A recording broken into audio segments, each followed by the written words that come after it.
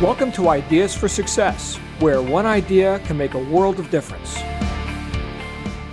Here, I want to talk with you a little bit today about what to do when your results suck and you're tired of them sucking. How's that for blunt? I'm flying solo today, so you're going to get a bit of some masculine John Lavenia energy, and that's, if I say anything that offends you, you'll get over it. But here's the thing: how many of us have just coasted through business or through life, for that matter, with a steady increase, an incline, a beautiful statistic that just keeps going up and up, and it's a bowl of friggin' cherries, and like life is grand, always. Anybody, my hand's not up.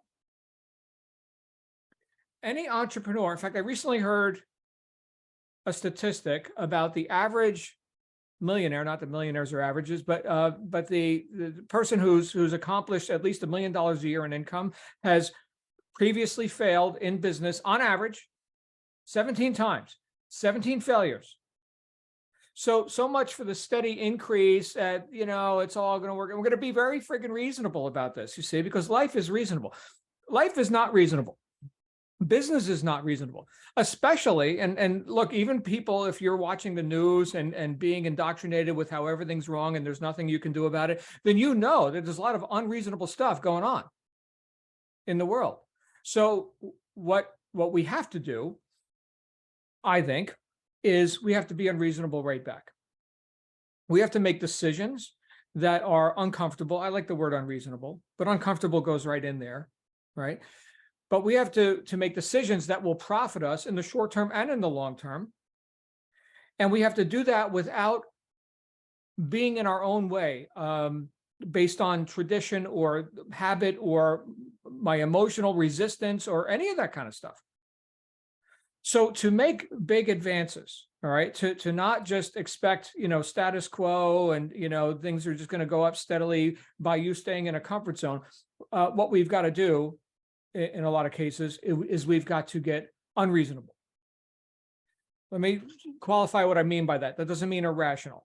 Okay, so irrational, crazy. No, not crazy, but unreasonable, meaning that reason, the mental faculty known as reason, only goes so far. Reason is based on known data, known quantities. Like it's good and right. I can reason that it's good and right for me to not walk out in front of speeding traffic or something, right? Because I can reason that, the car would destroy my body, right? And I know that because I have known data on that. I know that, 50 miles an hour, 4,000 pounds of metal versus human body, 4,000 pounds of metal always wins, right? So I can reason. That's good. That helps me survive in the world. Fan-friggin-tastic, okay?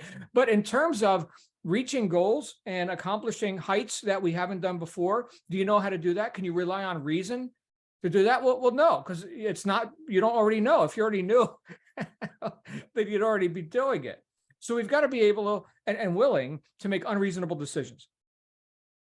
Give you an example, real friggin' world example. So we have a staff of people that we put in to do a certain task, and to leverage our time, right, in our businesses, and take these tasks off our hand. And statistics went down like a friggin' rock, like crash and burn.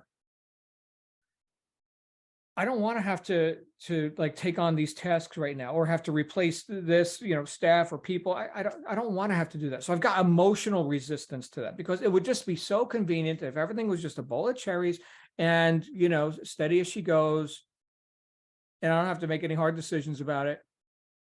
But no.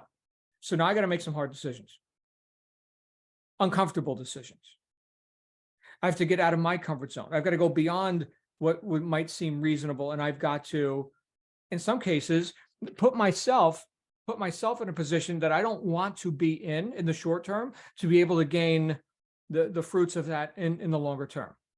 There's a guy named Albert Gray, who some of you may have heard of, probably not, because every time I ask people, you ever heard of Albert Gray and the common denominator of success? Everybody's like, no, right? So there's this guy, Albert Gray, Albert E.N. Gray, in fact.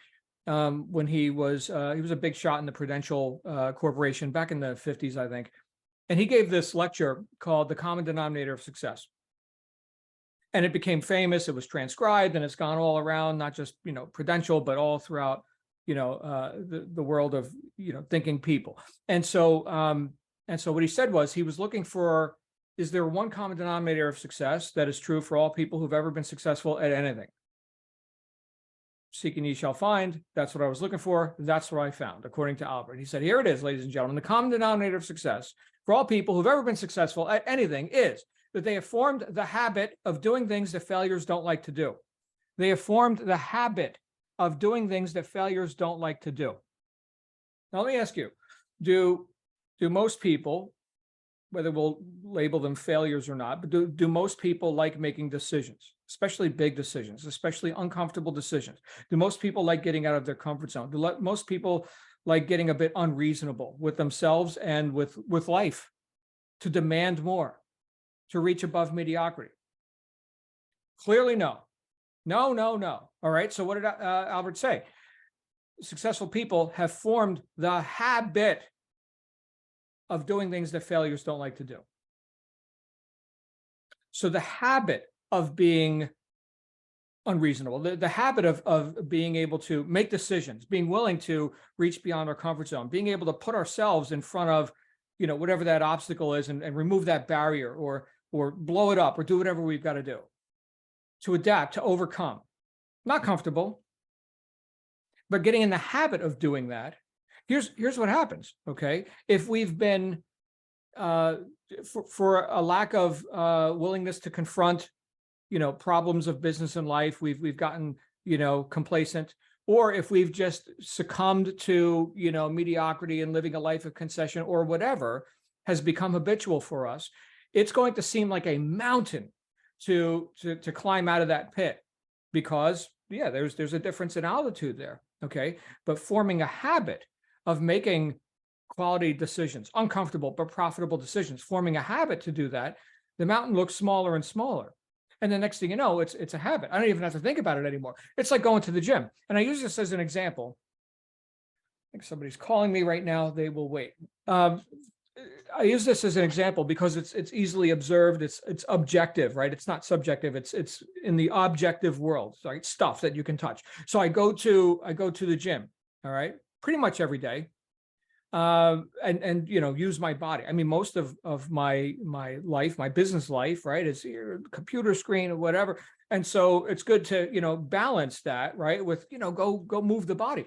And so in that scenario, it's time for me to show up at the gym, which I do early in the morning. Okay, because if I get busy, and God help me if I open my email. Okay, but if I get busy, too late, right? So before I could talk myself out of it, I'm in the gym touching metal habitually. The decision's already made. Now, for somebody who hasn't touched, a dumbbell in 30 years, or remembers what a life cycle looks like, or a treadmill or something, then that's going to look like this Herculean, holy crap, talk about an uncomfortable but profitable, profiting yourself in terms of health and fitness, right? So uncomfortable decision, unreasonable. I mean, after all, don't you know I'm busy? Look, insert excuse here.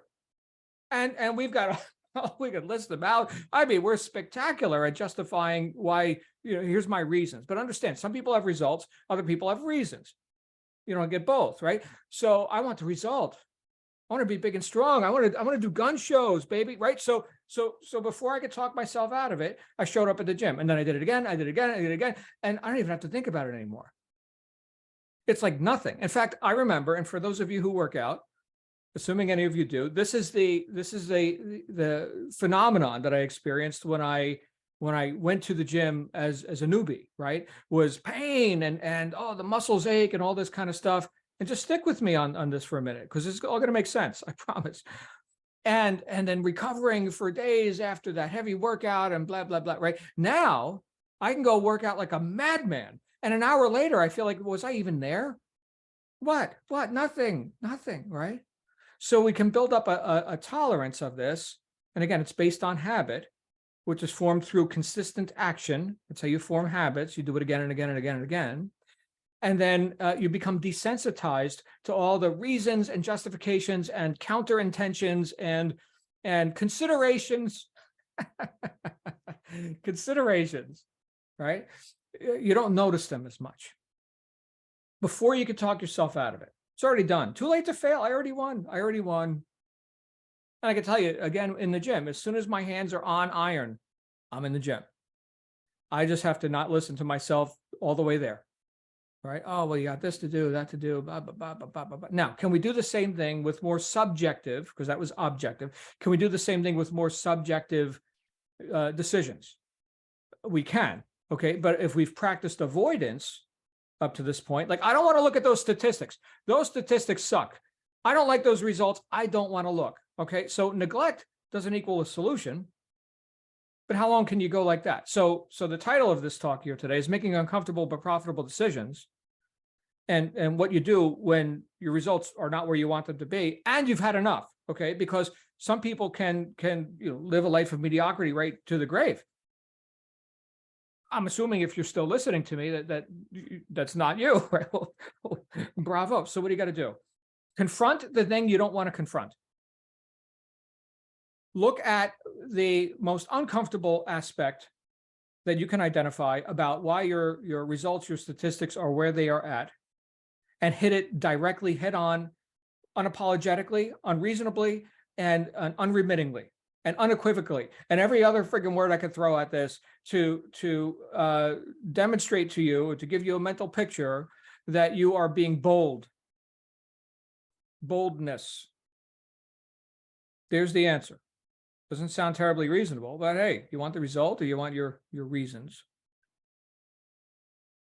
I'd love to hear your thoughts on this. And no matter what platform you're seeing this on, you can hit me up. By the way, Shannon and I are doing some free VIP coaching sessions for people who are serious, like freaking serious about getting results this year, 2023. Not, oh, we'll wait till next year's New Year's resolution and whatever other bullshit excuse. So if that's you, ceofreedom.com/discovery, ceofreedom.com/discovery. Again, I don't, whether you're in our Facebook group or you're seeing this somewhere else, I don't give a shit. ceofreedom.com/discovery. And it's either me or Shannon personally would love to have a few minutes with you, talk about your business and maybe offer you some free resources or anything we can do, because we honor entrepreneurs. And you've been handed, the short end of the stick by the government and other criminal organizations and all that. So you could probably use some allies. So if we can be your ally, ceofreedom.com/discovery. Hit us up there. I'm done talking. I will see you all again on another thrilling, whatever we're calling this. I'll see you real soon. Make it a great day. Bye for now.